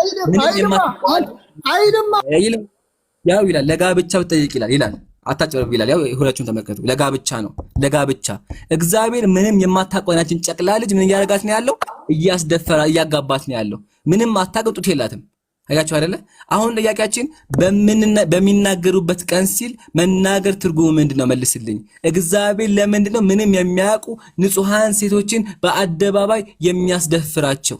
ጡት የላቸውም፣ ገና አላደጉም። ለምንድነው አምላክ እግዚአብሔር እንዲጨካኝ ሆነ? ሴቶች ምን አድርገውት ነው? መልስልኝ እስኪ። አቤት እኔ መጥፈስ ስለማልችል ነው አይልም። እሱ እንዳለው አይልም። የሚለው መጽሐፉ ምንድነው የሚለው? እኛ ጡት የሌላት ታናሽ እህት አለችን። ያጨበረበት ነው ትቼዋለሁ። እሱን ቃል በቃል መልስልኝ። አይልም። እሺ አሁን ደቂቃ ጨርሰሃል ብራዘር። 5 ደቂቃ አለቀ። ፓውዝ አድርጌዋለሁ። አንድ 45 ይቀኛል። አታጭበርብር። ጥያቄ በሚናገሩበት ቀን የመለስክ አይደለም፣ መልስ። በሚናገሩበት ቀማትም ማለት ነው ነገርኩህ። ይኸውልህ አንተ ያነበብከው ስህተት ነው። እኛ ጡት የሌላት ታናሽ እህት አለችን፣ ስለ እርሷ ጥያቄ በሚናገሩበት ቀን ሲሉ ምንድን ነው? አስቀምጥ ትርጉሙ። አትፍራ፣ መልስ። ደቂቃውን ለምን ታቆመዋለህ? አይደለ እየመለስክ አይደለም። ጥያቄውን መልስ። እኔ መልሳለሁ። ከዛ እኔ ሴቶችን የሚያስደፍረው ደማቸው እየፈሰሰ ገና ምንም አላደጉም እኮ ገና ጨቅላ ህፃን ልጅ አይልም እኮ የማይልም እኮ ነው የምታወራው። ደም እየፈሰሰ ደቂቃውን አስቆጥረውና እንወያያ። ደግማ አንብበው። እሺ ደቂቃውን አስቆጥረዋ። መመለስ ጀምር። መመለስ ጀምር። አንብብና ስመለስ አስጀምረዋለሁ። እየመለስኩልህ እኮ ነው። በኋላ መልስ ጀምር አስጀምረዋለሁ። መጀመሪያ አንብብ። ኧረ ኤልሳቤት የሆነ ነገር በያ እንዴ። ጥቅሱን አንብበው መጀመሪያ። እሷስ ታዘበጨኝ።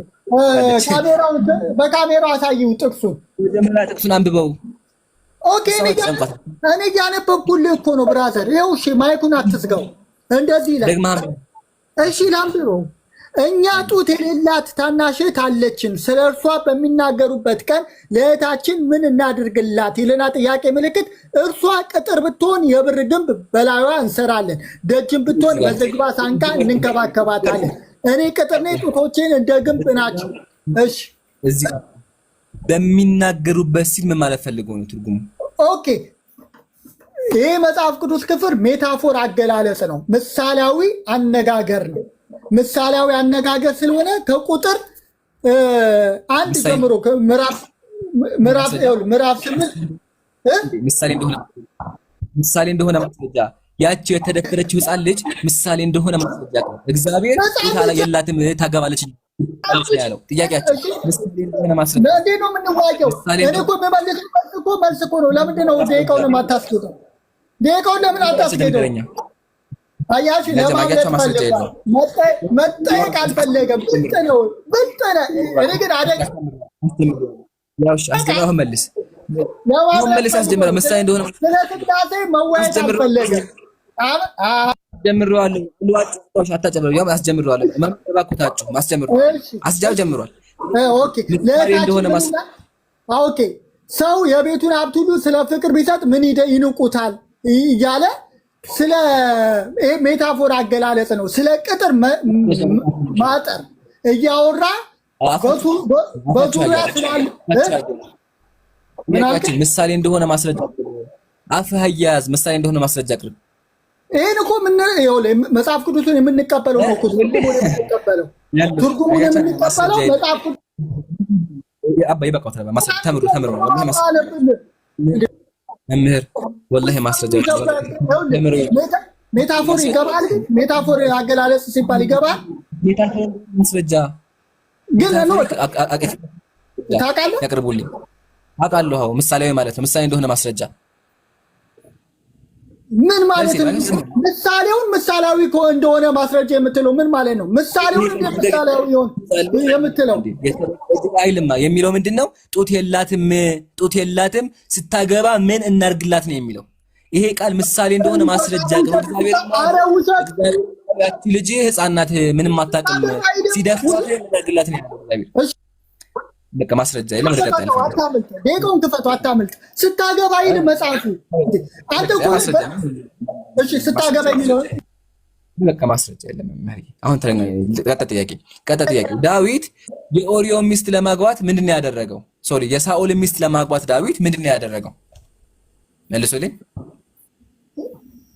ጎልያድን አሸነፈ። ጎልያድን ያሸነፈው ንጉስ ሲሆን ነው። ጥያቄ ዳዊት ደቂቃውን እያሳየኝ መመለስ ጀመራ።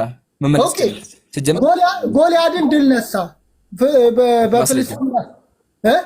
ማስረጃ እሺ፣ ደቂቃውን እንትን በለው።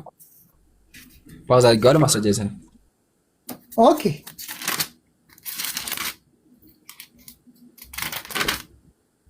አያችሁ ያጀማ ይሄን ምን ታሪክ ማስረጃ ይዘን ይሄን ያልኳችሁ እግዚአብሔር ያቺን ንጹህ ልጅ ምንም የማታውቅ ልጅ እያስደፈረ ወገናችን ማስረጃ ለግ ማስረጃ የለውም። ጠይሐዘ ማስረጃ የለውም።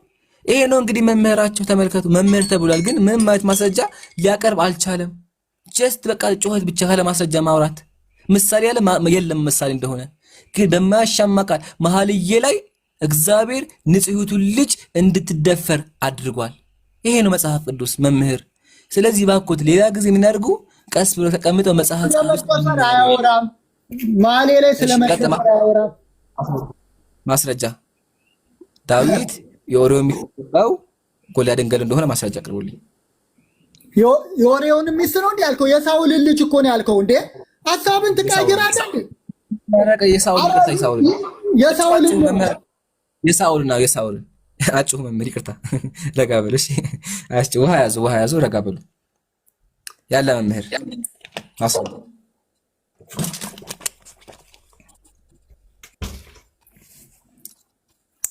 የለም ማስረጃ። አያችሁ እሺ፣ ምን ላይ ደረሳችሁ? ይቅርታ ስልክ ገብቶ እሺ። አንዴ የሚታየው እሺ፣ ሰቤት ማስረጃ እያወጡ ነው። አንዴ ፕሊስ እባክሽ የሚታየና ይቀጥሉ መምህር።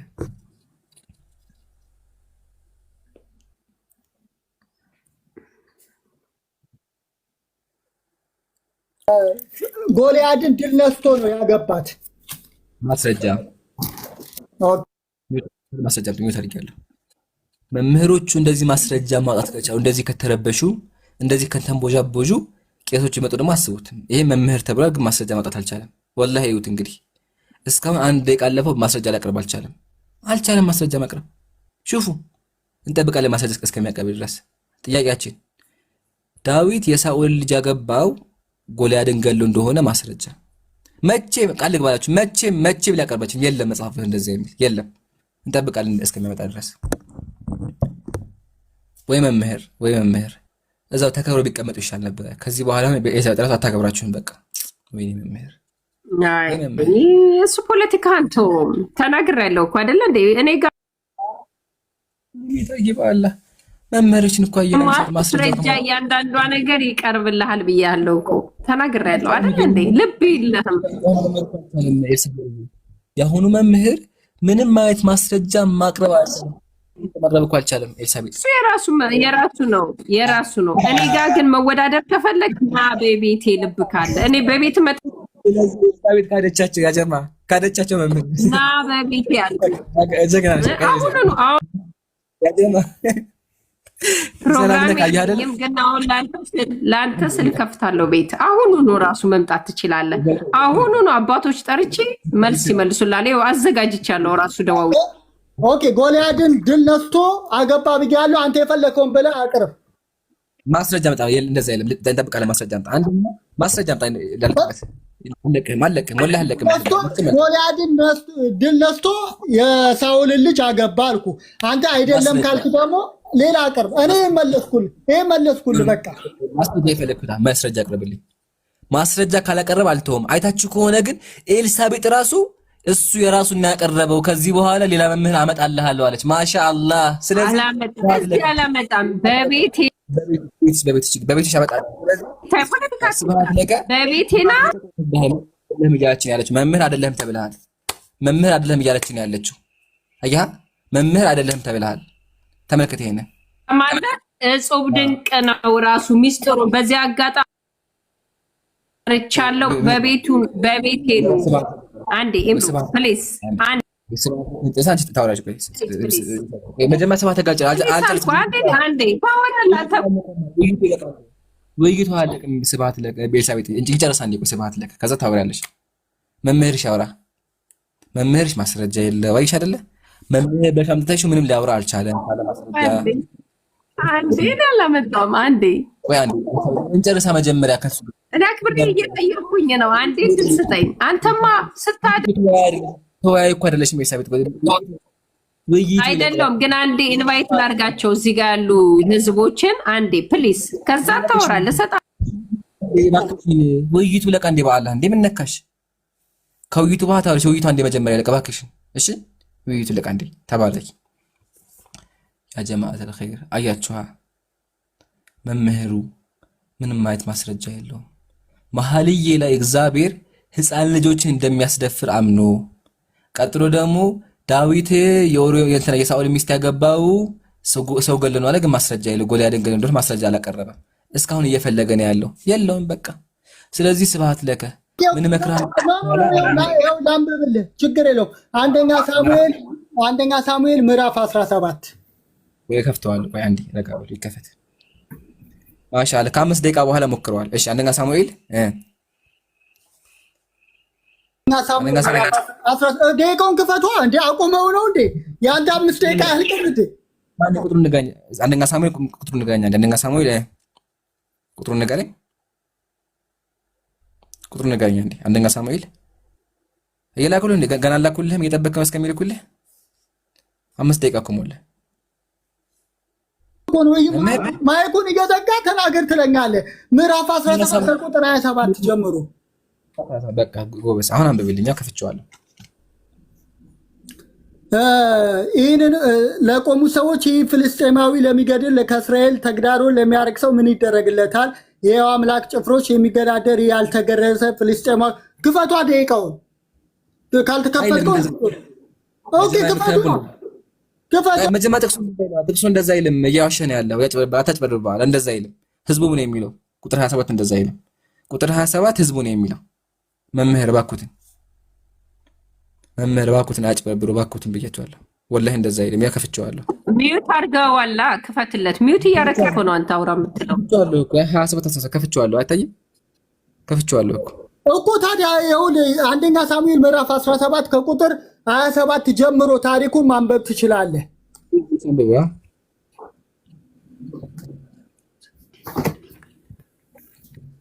መምህር አይዞት አንብቡ። ኦኬ አንብቡ። አንተ ይኸውልህ ሰጠው እኮ ያንተ ማስረጃ አንብብ። ማስረጃ እሺ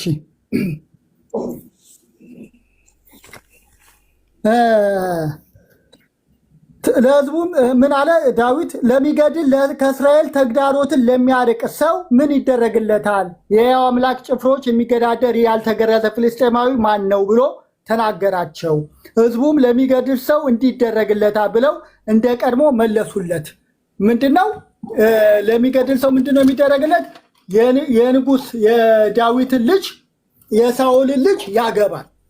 ፍልስጤማዊ የት ነው እንደዛ የሚለው? በቁጥር 17 ጀምሮ ስታነበው ታገኘዋለህ። እንደ በፊቱ መለሱለት ነው የሚለው። አያሳይም። ቦታውን አሳየኝ እንዴ! ቦታውን አሳየኝ መምህር። እንደዛ የሚል የለም፣ ወላሂ የለም። አያችኋ?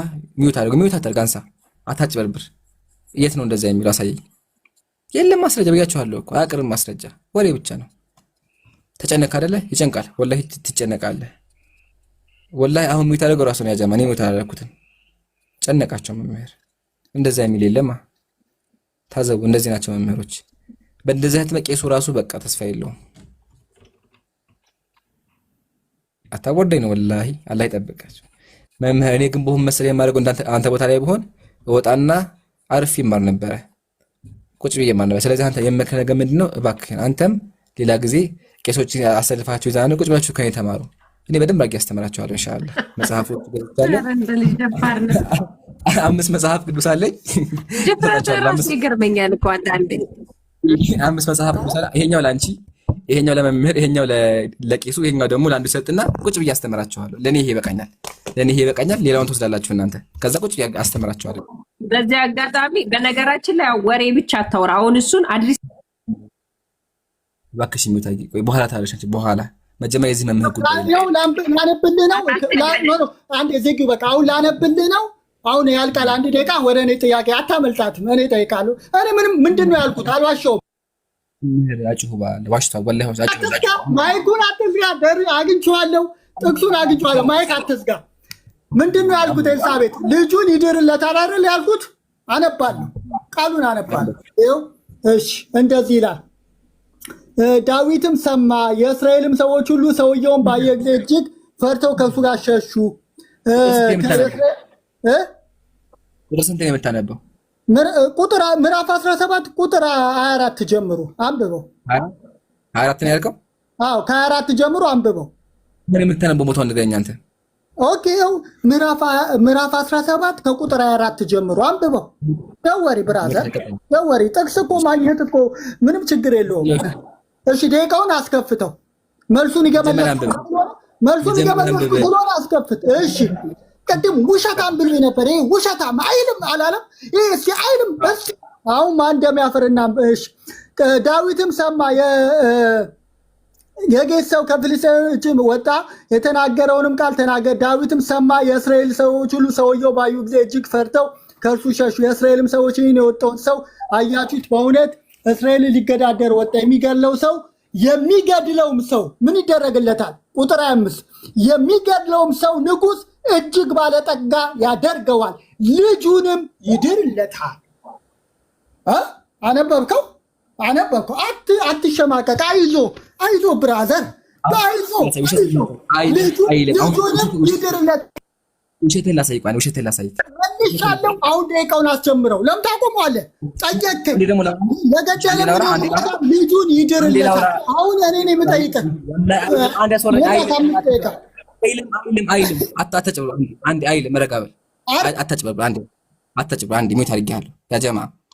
ጥያቄያችን ምንድን ነበረ? ዳዊት የሳኦል ልጅ የኦሪዮ ልጅ ያገባው ደፍሮ እንደሆነ ይሄ በእንትን እንደሆነ ማስረጃ አቅርብ ነበረ። ሰው እንደገደለ ያቀረብከው ምንድን ነው? ሰዎቹ ምን አሉ? ጎልያድን ከገደለው እናጋባለን አሉት ብላ። ውሸት ነው፣ እንደዛ አይልም። ላንብብልህ መጽሐፍ ቅዱስ ምን እንደሚል ተማሪያው። መጽሐፈ ሳሙኤል ካለ ምዕራፍ 18 ያው ሳኦል ዳዊትን ንጉሱ ለልጆቹ ካንተ የሚፈልገው ጥሎሽ ጠላቶቹን ለመበቀል 100 ፍልስጤማውያን ሸለፈት እንጂ ሌላ አይደለም ብላችሁ ንገሩት። ቡም ይሄን የሚለው አያ የሚለው ምንድነው? እኔን ልጅን ለማጋ ከፈለክ ያው ንጉስ ለልጅቱ ካንተ የሚፈልገው ምንድነው? ጥሎሽ ጠላቶቹን ለመበቀል 100 ፍልስጤማውያን ሸለፈት ነው የሚለው። አያ አጭበረበርክ። ወላሂ እንደዛ አይልም ብያቸዋለሁ እኔ። አንተ ያመጣው ሰዎቹ ያነሱትን ሐሳብ ነው።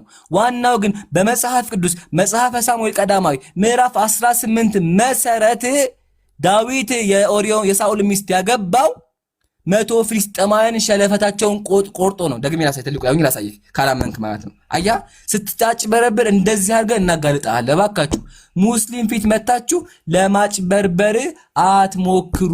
ያው እኛ ሳይተናል። ያው የሚለው ምንድነው? ራሱ ሳኦል ማለት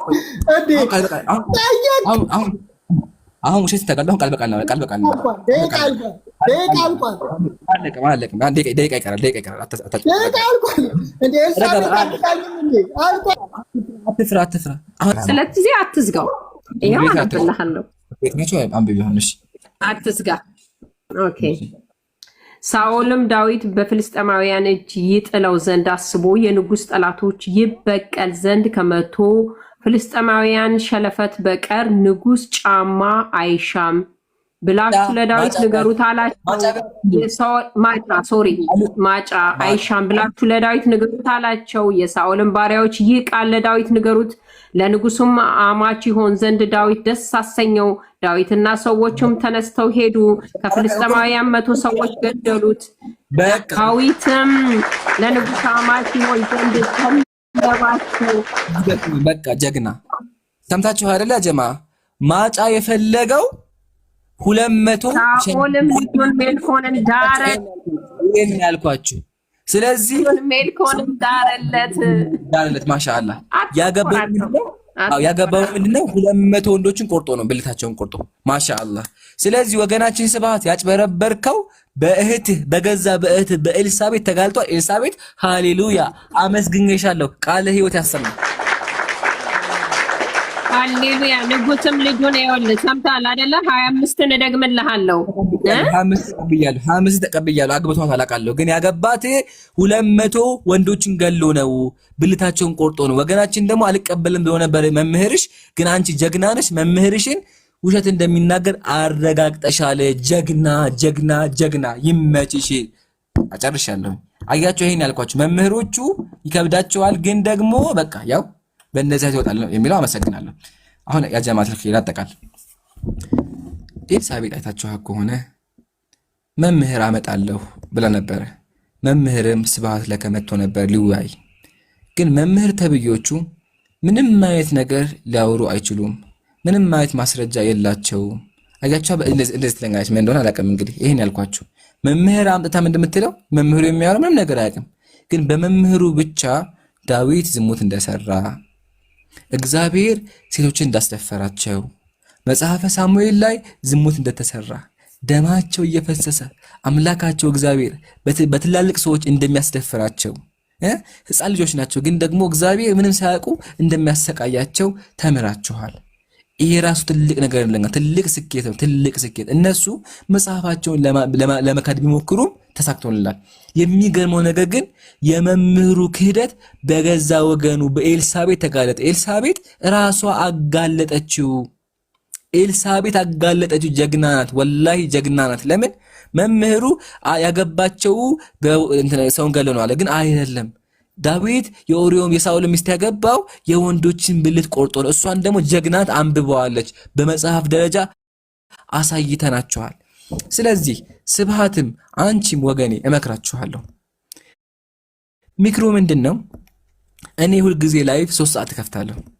ስለዚህ ያው መጽሐፍ ቅዱስ አለ አዲስ አበባ ነው ያለሁት። ኢንሻአላህ ያላችሁበት ቦታ ንገሩኝና እሰጣችኋለሁ። መጽሐፍ ቅዱስ 5 መጽሐፍ ቅዱስ አለ። ለአንቺም ለቄሱም ለሁለተኛ ቄስም 3 ቄስ አድርጌ እሰጣችኋለሁ። ለእናንተ ሰጣችሁና ኢንሻአላህ ከዛ 3 ሰዓት እየመጣችሁ ቁጭ ብላችሁ ሳስተምር ተማሩ ከኔ ጋር ኢንሻአላህ። ደብተርና እስክሪብቶ እናንተ ግዙ፣ እኔ ደግሞ መጽሐፍ ወላሂ እሰጣችኋለሁ። በውስጥ ጻፊልኝ፣ አንቺ በውስጥ ጻፊልኝ ያለሽበትን አድራሻ በሰው አድርጌ እልክልሻለሁ። ያለሽበት አድራሻ ድረስ ይመጣልሻል መጽሐፍ ቅዱስ። ከዛ በኋላ በደንብ አድርገሽ ተማሪ ኢንሻአላህ። አይሻ አይሻት መምህሮቹን ካንቺ አይሻሉም። አንቺ በእውቀት ትበልጫቸዋለሽ። መጽሐፍ ቅዱስን እየካዱ ነው ያሉት። እግዚአብሔር ንጹሃን እንዳስደፈረ እያመኑ ነው ያሉትና እናመሰግናለን። ያው ይሄ ነው። አሁን ኤልሳቤጥ አንቺ ጋር ነው የማወራው። ኤልሳቤጥ አለሽ ወገኔ?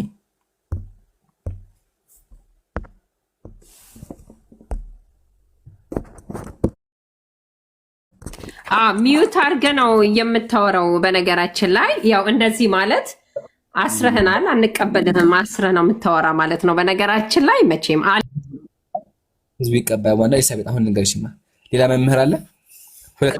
ጠብቀኛ። አሁንም ሁለተኛ መምህር አለ? አንተ ፖሊስ ነህ እንዴ? አንተ በእውነት የፖሊስ ስራ እኮ ነው የምትሰራው። እያሰርከን እኮ ነው። ይሄ ማለት እስረኛ በቃ አሰርከን እንጂ ምንም ነገር ውይይት አይደለም ይሄ ውይይት። ምክንያቱም አንተ ታወራለህ፣ ሰው ሊያወራ ሲል ታስራለህ፣ ትቆልፋለህ። ኤኒዌይ ለማንኛውም ትሰማለህ። ጠብቀኛ። ለመምህር አለ ንገረኝ እስኪ። አሁን አንተ ነገርኩህ እኮ ቅድም ብያለሁ አይደለ? ይሄንን ስለማቅ እንደውም ያንተን ውሸት ስለማቅ እኮ አስቀድሜ የኔ መምህር በእኔ ቤት ነው የሚገኙ። ምክንያቱም እጹብ ድንቅ የሆነ ትምህርት ስለሚሰጡ አንተ ለምን ትፈራለህ? እኔ ሳልፈራ አይደል እንዴ አንተ ቤት የመጣው? ምን አስፈራኛ ቤት መምጣት? ምክንያቱም አንተ እንደፈለክ ሚውት ማድረግ እንደፈለክ ማስወረድ ስለምትፈልግ ነው። እኔ ግን አየህ ጀግንነቴን አሳይቻለሁ። ሚውት ብታረገኝም ተቀብያለሁ። መቼ ልምጣ? አቤት ተቀብያለሁ። መቼ ይመጣሉ መምህር? በጣም ጥሩ። ዛሬ ሆኖ በምትፈልገው ሰዓት አሁንም መክፈት እችላለሁ። በምትፈልገው ሰዓት እኔ ልቅጠርህ። አቤት አሁን እከፍታለሁ። ያ ፎሎ አድርጌሻለሁ። እኔ ክፈችና ሼር አድርጊልኝ። ሁለተኛ መመሪያ ጀማ አይ እንደ አይነት ጨዋታ አይመቸኝም እኮ እንደ አይነት ጨዋታ። እኔ አሁን በእኔ ቤት ብዬ ነው የመጣሁት። ትሰማለህ? ቤትህን ከፈትክ። ይኸው ቤትህ ነው የመጣሁት አይደል? እየሰማ ነው። ቤት እንደመሰለሽ አዳምጪኝ አንዴ። አንቺ ደግሞ ታወሪሽ። አዳምጪኝ አንዴ አዳምጪኝ። እሺ ቤተሰብ አዳምጪኝ። አመሰግናለሁ። የቅድሙ መምህር ያመጣሽው መምህር ኦልሬዲ በቃ አልቋል። ደክሞኛል። ኦልሬዲ ተዋርዷል። በቃ ወላሂ ጨርሷል። አሁን ግን ችግር የለውም። ሁለተኛ መምህር ካለሽ አምጪውና ሁለተኛውን መምህር ላይቭ ክፈቺ። አሁን ጆይን እላለሁ። አሁን እሺ በቃ ክፈቺ። አንቺ ቤት እመጣለሁ። ክፈቺ። ወላሂ እመጣለሁ። ክፈቺ። ያው እመጣለሁ። ክፈቺ። ሁለተኛ መምህር ቢደክመኝ የሚያጀማ ችግር የለም። ዛሬ መምህሮች በሙሉ መታየት አለባቸው። ክፈቺ። እመጣለሁ። በጣም ጥሩ ና በቃ እኔ ከፍታለሁ። ታንክ ዩ 3000 ሰው በጣም ወዳችኋለሁ፣ አከብራችኋለሁ። ታንክ ዩ ሶ ማች።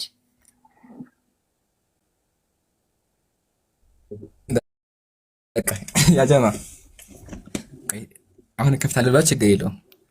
እዚሁ እያለሁ አሰማችኋለሁ በሁለተኛ ሞባይል። እሺ ቆይ አንዴ ዋይፋይ ልቀይር።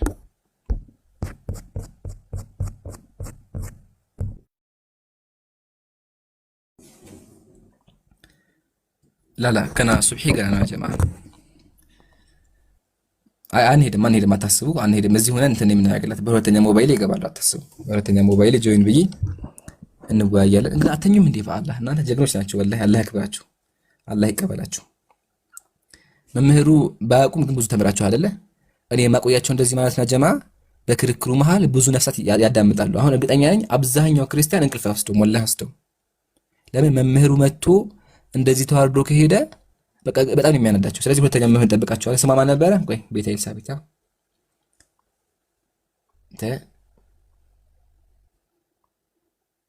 ያ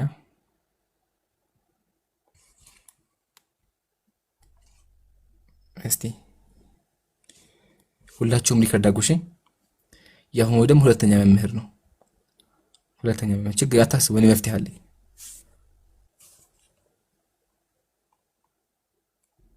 ጎበዝ፣ አሁን አከብራለሁ። ጎበዝ መጣህ። እንዴት አዳያ መጥቻለሁ። ታንክ ዩ ሶ ማች። እንደዚህ ነው ያልኩህ እኮ ይኸው እንደዚህ ነው ማበረታታ። እኔው አባት ደውያለሁ፣ እሳቸውም እየመጡ ነው። በእውነት እጹብ ድንቅ የሆነ ትምህርት ነው የምትማረው። በዚህ አጋጣሚ ስባቸዋለሁ። አያቻ ያጀማ ቀደዘ የሚናገው ሁላችሁም እዚሁ ናችሁ። ሊከበብሽ ያ ቤቷ ሄጃለሁ። ገዝተኛ ያለትሽ እያወራሁት በሁለተኛ አካውንት አሁን እንትን እናደርጋለን። እሺ አብያለሁ። ታብታብ ሼር ታዲያ አትርሱ። እንትን እንዳይለብን እንዳይቆራረጥ ድምጻችን ማለት ነው። እሺ መምህሮቹ የት ናቸው? ይምጡ። ኧረ ችግር የለውም፣ ይጠብቀዋል። እኛም ወንድማችን ነው። እኛም የእናንተን ያህል እናስብለታለን። ይሰማችኋል? እዚህ ያላችሁ እስከዛ የምትለው ካለ ልፍቀር አይደለ? በነፃነት አይ ኤልሳቤጥ። እሺ ያው በእውነቱ የመጀመሪያው መምህር ጋር ያደረኩት ውይይት በጣም ገራሚ ውይይት ነበረ። ለምን ካልሽኝ የመጀመሪያው መምህር ብርሃነ ምናምን ያልሽው ሰውዬ ምንም እንደማያውቅ አይተንበታል። በዛውም ደግሞ መጽሐፈ ሳሙኤል ካለ ምዕራፍ 11 ላይ ዳዊት ያደረገውን ነገር የመጽሐፍ ቅዱስ ጸሐፊ ያደረጉትን ነገር ምንም የሚያውቁ ህፃናቶችን እንደሚያሰቃዩቸው እንደሚደፍሯቸው በደንብ አድርገን አይተናልና በጣም ጥሩ ነው። አሁንም ደግሞ ይሄኛው መምህር ጨርሰናል አይደል? ይሄኛው መምህር በቃ ኦልሬዲ ጉዳዩ አልቋል። ሁለተኛ መምህር ደግሞ ካለ እሱን አምጪና ደግሞ እሱን እናስተናግደዋለን። ስለዚህ ሁለተኛ መምህር እንጠብቃለን ማለት ነው። ትልቅ መምህር ነው የምጠራልህ። እድለኛ ነህ ራሱ ከእነሱ ጋር ለማውራት። እውነት ለመናገር የምር ነው የምልህ። ይመጣሉ፣ እያየሁ ነው። እሺ ያጀማ ካሜራችሁ ካሜራ አታዩ እግዚአብሔር ሚስጥር ልታቅ ስለረዳ ራሱ በዚህ አጋጣሚ ታያለው እንደጀማ ምን እንደምታወሩት ኮሜንት ላይ የምን ካሜራ የምታወሩት ምን እንደምታየው ነው አይገባኝም ታያለው ታዲያ ምንድን ነው የሚሉኝ ኮሜንት ላይ ምን ነው የምታየው አወዛጋባችኝ እኮ ምን ነው የምታየው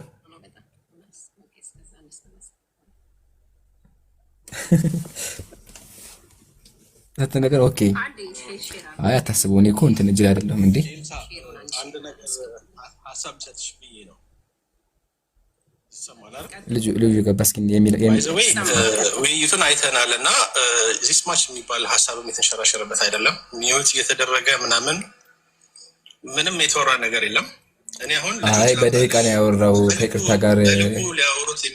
ጋር በደቂቃ ነው ያወራው እባክህን አታጥበብር በደቂቃ ነው ያወራው ጥያቄና መልስ አይደለም ተጥበብር ነው አይደለም እኔ አስቀምጣ አይሆንም እኔ እዚህ የመጣው ያንተ ፖለቲካ ለሰማ ሳይሆን እባክህን አንዴ ተወዳጅ ኤልሳቤጥ እባክሽ ምን ታርጊው ኤልሳቤጥ ቤትሽና ክብር ብቻ ላይ ምን ታርጊው አንቺ ጋር ላወራ ያመጣሁት እኔ ኤልሳቤጥ አንቺ ጋር ያመጣሁት አንቺ ጋር ላወራ ነው ልጁ ፖለቲካ እየሰራ ነው ያለው ምን ታርጊው አለበያዘ ለወርድ ነው ኤልሳቤጥ ስለሌላ ሐሳብ ካለ በቀድሙ ተውና ስለሌላ ሐሳብ ካለ ዮሐንስ ሐሳቤ ምን መሰለሽ አሁን መምህራን ጋር ለማውራት ዲሲፕሊን ያስፈልጋል አይደል እህታለ አይደለም ችግር የለም በክብር ነው የሚያወራ እሱም እኛም አክብር ነው የምናወራው ችግር የለም ስለዚህ አሁን ይኸውልሽ ፖለቲካ ለመስራት ካልሆነ በስተቀር በጣም አሉ እሱ ውይይት ሮጦ ሸሽቶ ነው እናውቀዋለን ብዙ ልጆች አሉ ሊወያዩት የሚፈልጉ ችግር የለም አምጣቸው ልጆችን እኛ በስነ ስርዓት እሱም ሳይነካ እኛንም ሳይነካ እንደዛ ነው የምንፈልገው አሁን ይኸው እውነቱን ነው አይደለም የሚፈልገው እሱ እኛም ጋር ደግሞ እውነት ነው የምንፈልገው ስለዚህ እኔ መምህራን ጠርቻለሁ አንተ ጋር ማሉ የምትሉትን በተለይ ቁርአንን የሚገልጡልን እነቃለን እነቆጤን ጥራልን ደውልልኝ ለእነሱ እኔ ግን አባት ነው አሁን እየጠራው ያለ ምክንያቱም አባቶች መልሱን እውነት እኔ ራሱ ሲነገር እጹብ ድንቅ ነው ለእኔ ራሱ ገርሞኛል በእውነት ዛሬ አዲስ ቃል ነው የሰማውና እሱም ይሄን ቃል ሰምቶልኝ እንዲሄድ ስለፈለግኩ ነው የጠራሁት ስለዚህ ችግር የለም አትሰብ አይ ይመቻት ማሻአላህ ልጅቱ ጎበዝ ናት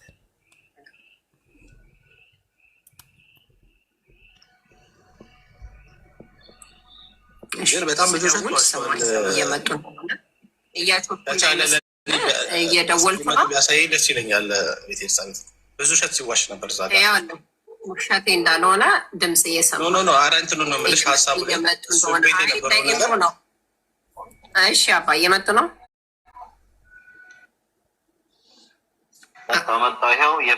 ኦኬ ታንኪዩ አመሰግናለሁ እኛ የምንፈልገው ማዳን ነው ሰዎችን እንዲድኑ ነው እንጂ ይሄ መነታረኩን አይደለም የምንፈልገው እንጠብቃለን እንግዲህ እስከዛ ሼር እያረጋችሁልን ሼር አድርጉልን ጀማ እንጠብቃለን እስከዛው ውሃችን እንጠጣ ምናምን ለነጻነት አምናለሁ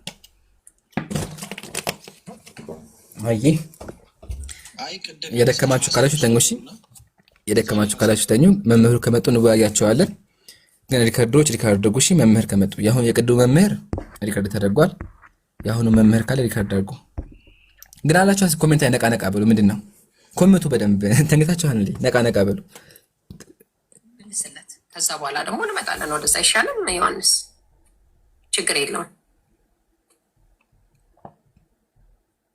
የምትለው ሐሳብ ካለ ግን እስከዛ ማለት ትችላለህ ፕሮግራሙ እስከሚጀመር ማለት ነው ቅድም ዋሽቷል ዳዊት ደፍሯታል ብሎ ምንም አይነት ማስረጃ አላቀረበም ኤልሳቤጥ አሁንም ግን ፖለቲካ እያሰራሽብኝ ያለሽው ከይቅርታ ጋር አባት ስለመጡ አሁን መምህር ስለመጡ ዮሐንስ ይቀበላሉ እሺ አንደርስታንድ አደርጋለሁ ቀበላለሁ አንዴ ቆይ አላወርድህም ታብታብና ሼር እያረክ እዛው ቁጭ በል አሁን እምሩ ቀጥታ ጥያቄህን ብቻ መምህር ስለመጡ አባታችን ይፍቱኝ ይባርኩኝ ወለተ ኢየሱስ እግዚአብሔር ይባርካል ልጄ እንዴት ዋላችሁ እግዚአብሔር ይመስገን ያጀባ መምህር መጥቷል ይከተል መምህር መጥቷል ስለመጡ በእውነት በጣም ደስ ብሎኛል እምሩ ከሌላ ቤተ እምነት ነው ከሙስሊም ማለት ነው እና ጥያቄ ስላለው አሁን ለሱ ብቻ አይደለም፣ በነገራችን ላይ ለብዙሃኑ እንዲመለስልን ወደ 3000 ከምናምን ሰው ነበር። እሱን ዘርግፎ ነው የመጣ። እንግዲህ ለእውቀት ነው የመጣው፣ ለማወቅ ነው። እውነተኛውን እንግዲህ ልመርምር እያለ በጣም ብዙ ሄዷል።